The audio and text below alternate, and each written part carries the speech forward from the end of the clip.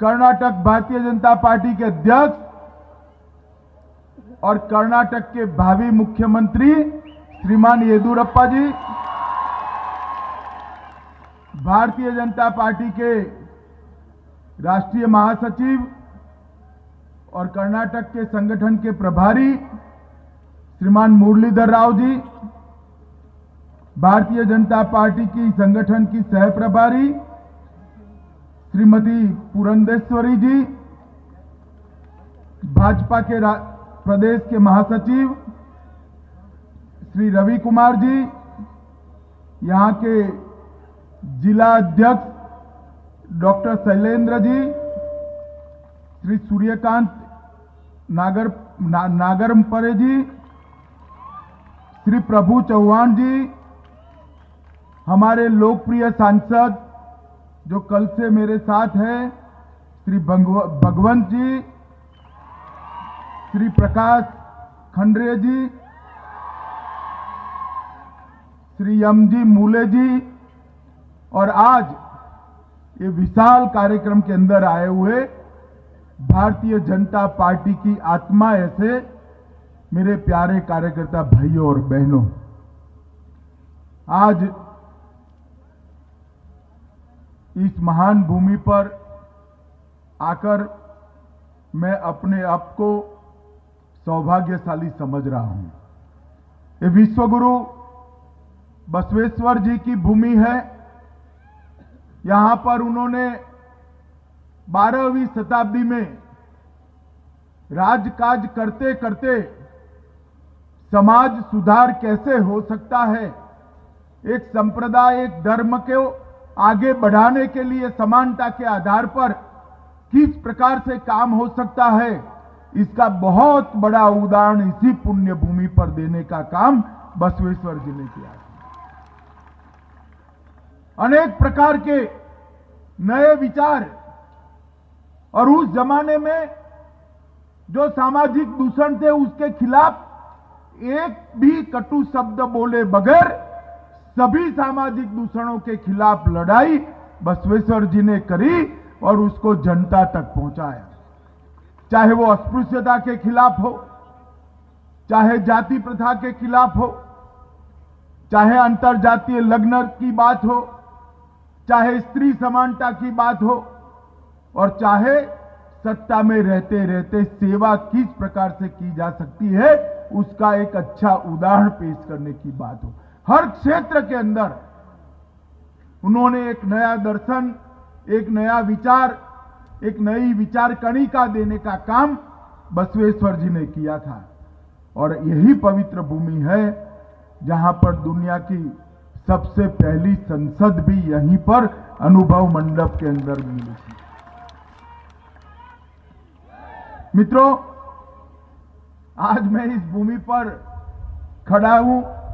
अभी अभी अनुभव मंडप में उनकी स्मृति को पुष्पांजलि कर आ रहा हूं। मेरे मन में ये विचार आता है कि ये सरकार को टीपू सुल्तान तो याद आते हैं मगर बसवेश्वर जी याद नहीं आते हैं। अगर उन्होंने महान बसवेश्वर जी के जीवन से कुछ सीख लिया होता तो कर्नाटक की ये नौबत नहीं आती। 5 साल से ये सिद्धरामैया सरकार कर्नाटक के अंदर शासन कर रही है। 5 साल हो गए। आप कर्नाटक वालों को मालूम नहीं है, आपके राज्य को, हमारे कर्नाटक को देश भर में, दुनिया में कितनी प्रसिद्धि मिली है। सिद्धरामैया जी के कारण बहुत प्रसिद्धि मिली है। आपको मालूम है, पूरे देश और दुनिया में एक ही मुख्यमंत्री है जो 40 लाख का घड़ी पहनकर शासन कर रहा है। पूरी दुनिया में एक ही मुख्यमंत्री है जो 40 लाख का घड़ी दिखा दिखा कर शासन कर रहा है कि मुझे भेंट में मिली। मित्रों, मैंने ऐसा मेरे जीवन में कहीं नहीं देखा। ये सरकार भ्रष्टाचार के तमाम रिकॉर्डों को तोड़कर आगे बढ़ रही है।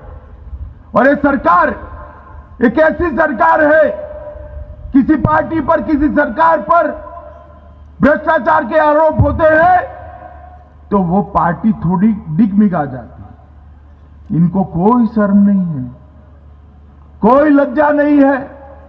एक के बाद एक भ्रष्टाचार के सभी आरोपों को मेडल की तरह छाती पर सजाते हुए पूरी दुनिया में घूम रहे हैं, पूरे देश में घूम रहे हैं।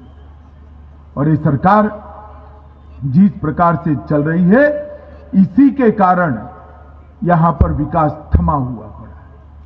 मित्रों, यहां 3 विधानसभा के कार्यकर्ता बड़े अच्छे तरीके से आइडेंटिफाई हो सके इस तरह से अलग अलग रंग की टोपी पहनकर बैठे हैं, ऊपर से बहुत अच्छा दिखता है। और कोई पार्टी है, देश में बहुत सारी 1650 पार्टियां हैं। वो पार्टियों के चुनाव जीतने के अलग अलग तरीके होते हैं। रोड शो होते हैं, रैलियां होती है, बड़ी बड़ी सभाएं होती हैं, पैदल जनसंपर्क होता है। ये सब तो हम करते हैं, मगर भारतीय जनता पार्टी जो चुनाव जीतती है वो बड़े नेताओं के आधार पर नहीं जीतती, मेरे बूथ के नवशक्ति सम्मेलन के कार्यकर्ता के आधार पर चुनाव जीतती।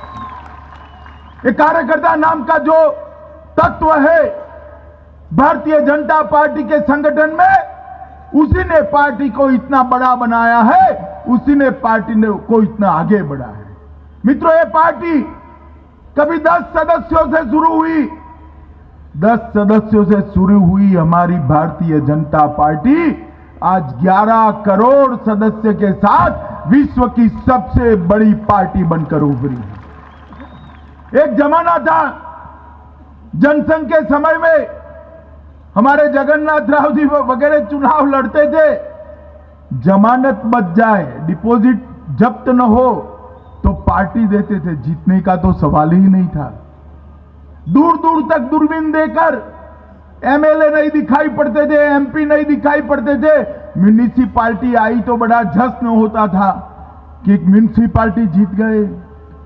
आज वही भारतीय जनता पार्टी में 1480 एमएलए है, 330 संसद सदस्य है, पूर्ण बहुमत के साथ केंद्र में हम सरकार में है, नरेंद्र मोदी हमारे प्रधानमंत्री है और 19 सरकारों में भारतीय जनता पार्टी के कार्यकर्ता हैं।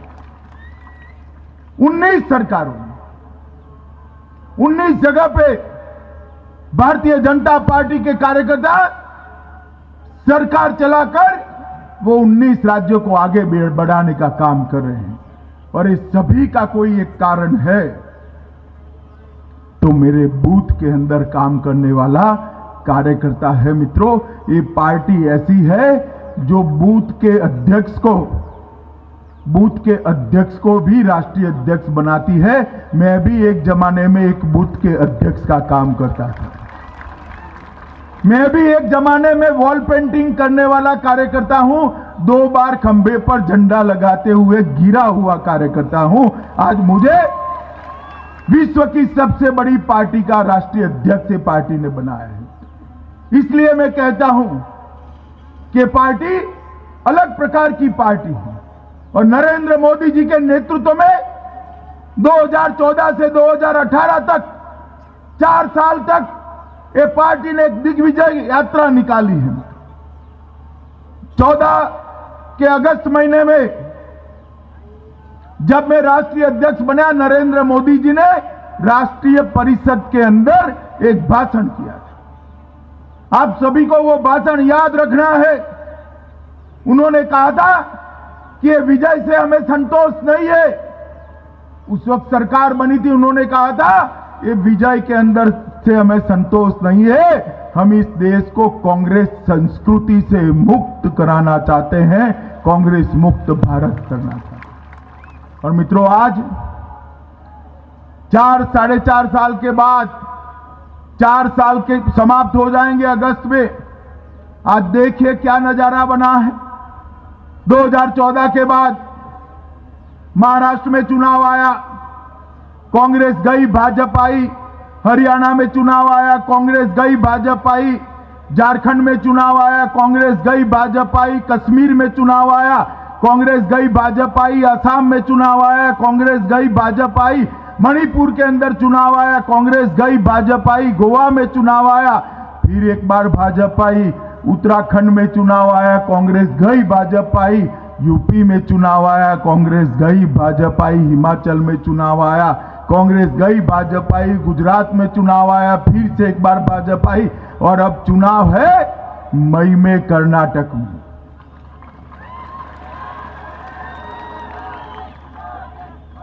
बताओ भाई, मई में क्या करने वाले हो?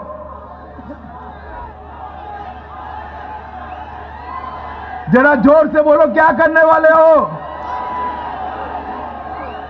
मित्रों? उसके पहले एक और राज्य हम जीतने वाले हैं। त्रिपुरा में अभी अभी चुनाव समाप्त हुआ है। 3 तारीख को काउंटिंग देख लेना। त्रिपुरा के अंदर भी कम्युनिस्ट जाने वाले हैं और भारतीय जनता पार्टी की सरकार है। और उसके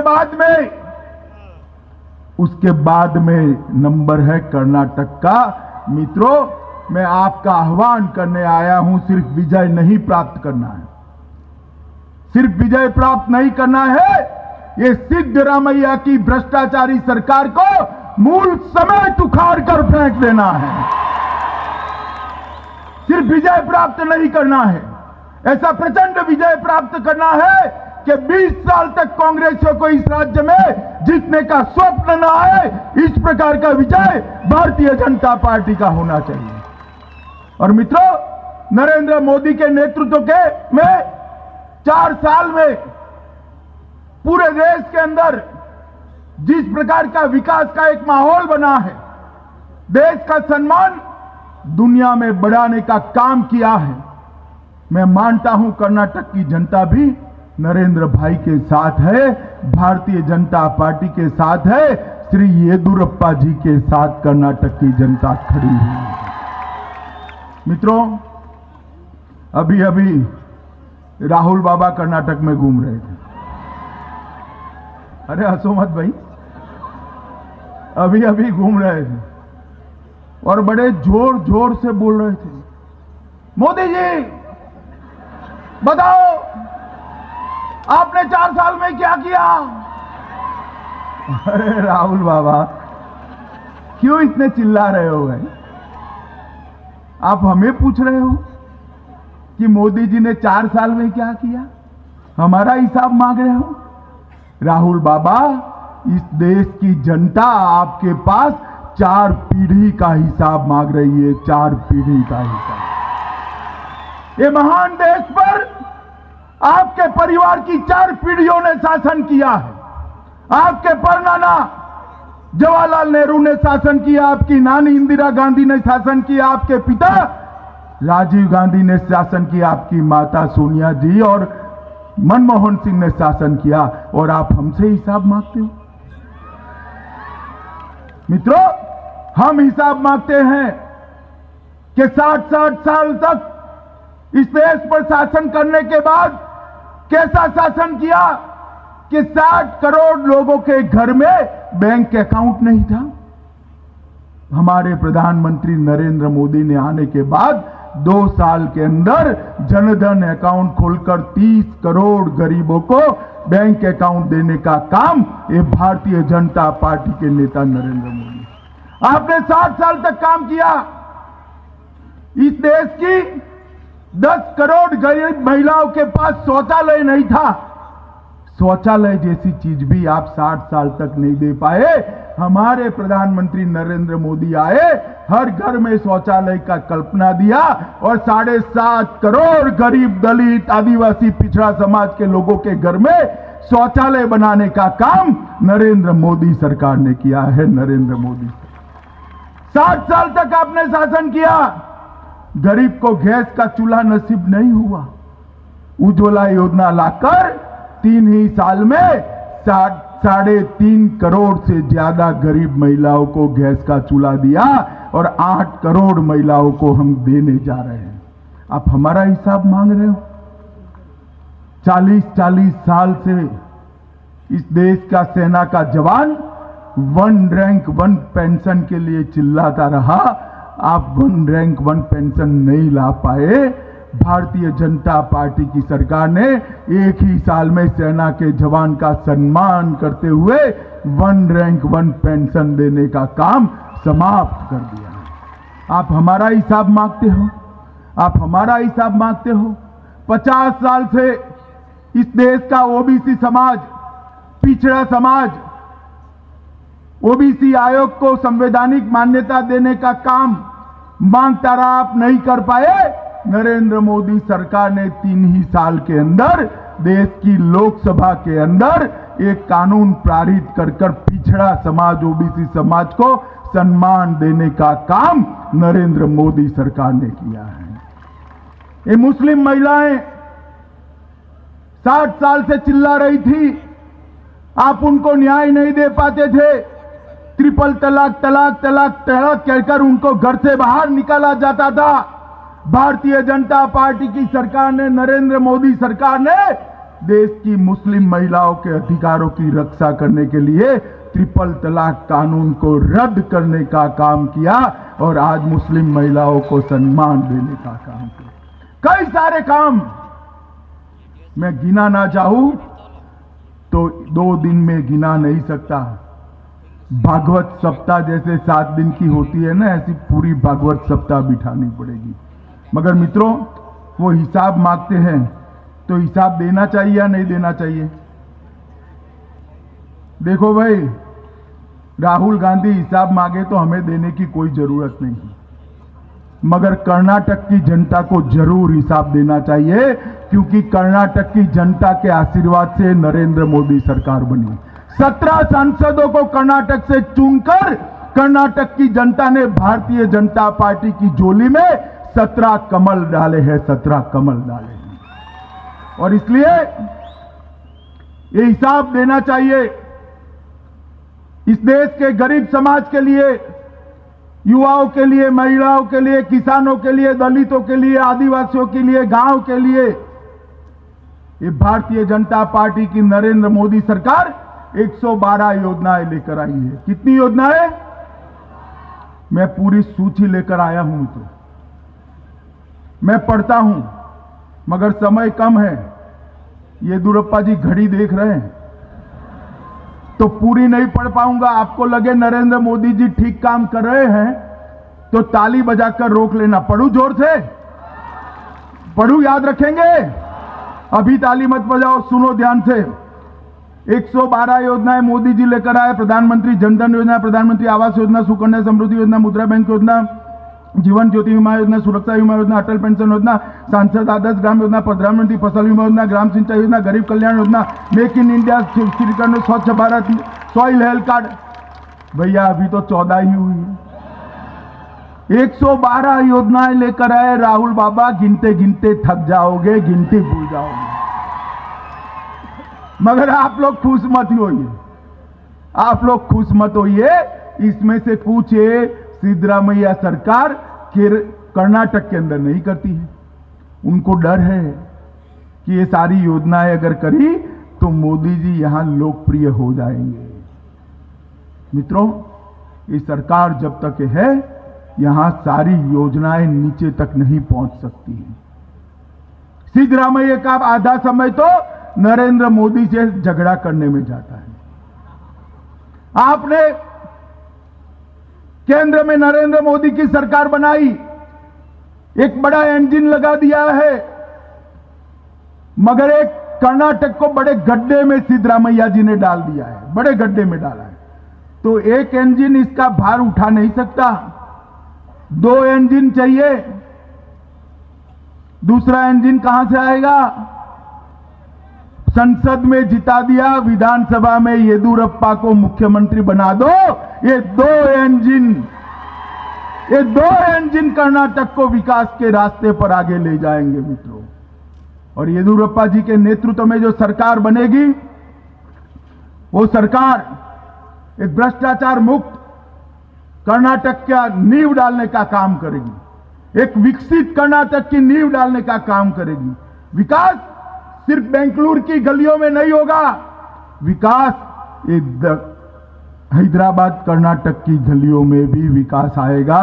हर गांव में यहां पर भी पीने का पानी आएगा, हर घर में गैस का चूल्हा होगा, हर घर में बिजली का कनेक्शन होगा। विकास को बेंगलुरु की गलियों में रखकर इतने बड़े राज्य पर शासन नहीं कर सकते आप। कर्नाटक के हर व्यक्ति का, हर विस्तार का विकास होना चाहिए। और हमें पूछते हो राहुल बाबा आप कि क्या किया आपने? कान खोलकर सुन लो, आपकी सरकार थी, सोनिया मनमोहन की सरकार थी, 13वां वित्त आयोग आया था, 13th फाइनेंस कमीशन, और 13th फाइनेंस कमीशन में कर्नाटक को 88,583 करोड़ रुपीस मिले थे। 88,000 करोड़ रुपया केंद्र सरकार ने दिया था। कितना दिया था भैया? और नरेंद्र मोदी सरकार आई, 14th फाइनेंस कमीशन आया और नरेंद्र मोदी सरकार ने कर्नाटक को 88,000 से बढ़ाकर 88,000 से बढ़ाकर 2,19,506 करोड़ रुपीस दिया है। 1,30,00,000 रुपया ज्यादा दिया है। और इसके अलावे ये जो 1,30,000 करोड़ रुपया ज्यादा दिया, इसके अलावे डिस्कॉम के लिए 4,300 करोड़, खनिज ब्लॉकों के लिए 34,000 करोड़, मुद्रा लोन के लिए 39,000 करोड़, स्मार्ट सिटी के लिए 960 करोड़, अमृत मिशन के लिए 4,900 करोड़, हृदय योजना के लिए 22 करोड़, स्वच्छ भारत मिशन के लिए 204 करोड़, बसों की खरीदी के लिए 239 करोड़, बेंगलुरु मेट्रो के लिए 2,600 करोड़, डीएमएफ के लिए 209 करोड़, मुद्रा स्वास्थ्य के लिए 31 करोड़, प्रधानमंत्री इरिगेशन योजना के लिए 219 करोड़, रोड्स के लिए 27,400 करोड़ और रेलवे के लिए 2,197 करोड़। 1,30,000 करोड़ ज्यादा देने के बाद 1,10,000 करोड़ और दिया है 4 साल में, 1,10,000 करोड़। अब मुझे बताओ भाई, आपके गांवों में कुछ आया है क्या? जोर से बोलो, आया है? पीछे वाले बोलो, ये स्टेडियम में बैठे बोलो भाई। तो कहां गया पैसा? पैसा कहां गया? कहां गया? मैं एड्रेस बताता हूं आपको। बताओ एड्रेस, बताओ। देखो, आपके गांव में कोई कांग्रेसी कार्यकर्ता हो तो नेताजी का घर दिखाइए। 5 साल पहले नेताजी टीन के पतरे में रहते होंगे, टीन के पतरे के घर में, और आज 4 मंजिला हवेली होगी और औडी गाड़ी इनके घर के सामने पड़ी होगी। ये सारा पैसा कांग्रेसियों की भेंट चढ़ गया है। मित्रों, कर्नाटक का विकास नहीं हुआ है। मुझे बताइए, अबे राहुल गांधी हमसे हिसाब मांग रहे हैं, कर्नाटक की जनता ने कांग्रेस का हिसाब मांगना चाहिए या नहीं मांगना चाहिए? जरा जोर से बोलिए, मांगना चाहिए नहीं मांगना चाहिए? मित्रों, 1,30,000 करोड़ ज्यादा और 1,10,000 करोड़, 2,40,000 करोड़ रुपया पुरानी सरकार से ज्यादा नरेंद्र मोदी सरकार ने दिया है। और ये राहुल बाबा है कि हमारा हिसाब मांगते हैं। मित्रों, इस बार बजट के अंदर नरेंद्र मोदी सरकार ने इस देश के किसानों के लिए बड़ी घोषणा की। खरीफ और रबी फसल के किसानों की लागत से 1.5 गुना समर्थन मूल्य, 1.5 गुना सपोर्ट प्राइस देने का काम ये भारतीय जनता पार्टी की नरेंद्र मोदी सरकार कर रही है। और इसके साथ साथ देश के 50 करोड़ लोगों को पर फैमिली 5 लाख रुपए का हेल्थ इंश्योरेंस सरकारी खर्चे से नरेंद्र मोदी सरकार देने जा रही है। 5 लाख तक की हॉस्पिटलाइजेशन, ऑपरेशन, दवाइयां, टेस्ट सब फ्री। मित्रों, इतना काम करने के बाद अगर कोई हमें पूछता है क्या किया है, तो उनकी आंख पर धृतराष्ट्र की पट्टी बंधी हुई है, इसलिए उनको दिखाई नहीं देता है, मगर कर्नाटक की जनता को दिखाई देता है। मित्रों, कर्नाटक भी नरेंद्र मोदी जी की विकास यात्रा में जुड़ना चाहता है। मैं हमारे नवशक्ति सम्मेलन के सभी कार्यकर्ताओं को अपील करना चाहता हूं, चुनाव में अब बहुत समय नहीं बचा है। हर बूथ में, हर घर में, हर गली में, हर मोहल्ले में, हर महिला के साथ, हर युवा के साथ भारतीय जनता पार्टी का कार्यकर्ता जाए और अपनी झोली फैलाकर नरेंद्र मोदी जी के लिए समर्थन मांगने का काम करे, तब जाकर ये सरकार बन सकती है। यहां एक ऐसी सरकार बनानी है जो सरकार 5 साल में आई गई न हो, 15-20 साल के लिए मजबूत नींव वाली भारतीय जनता पार्टी की सरकार बनाने का काम मेरे नवशक्ति सम्मेलन के कार्यकर्ताओं ने करना है। आप बताइए, सब करेंगे आप? अरे भाई, आवाज अभी से इतनी धीरी पड़ गई तो मेरे जाने के बाद क्या होगा? बताइए, करेंगे?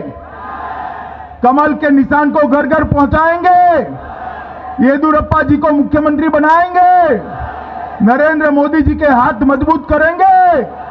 यहां भाजपा सरकार बनाएंगे? तो मेरे साथ दोनों हाथ उठाकर मुट्ठी भींच कर बोलिए, भारत माता की, भारत माता की, वंदे मातरम।